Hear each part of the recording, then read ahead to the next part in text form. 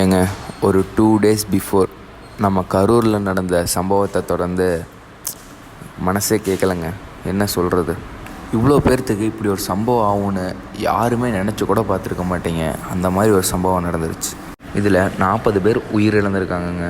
நம்ம பவானிக்கு பக்கத்தில் இருக்க ஒரு ஜம்பை கிராமத்தில் அந்த பையனோட அம்மாவுக்கு கண்ணு தெரியாதுங்க.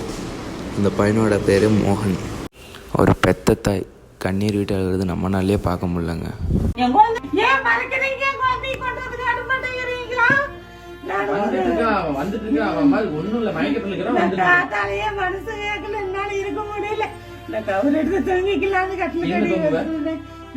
எதுக்கும் சந்தேகமா இருந்தது வந்துரு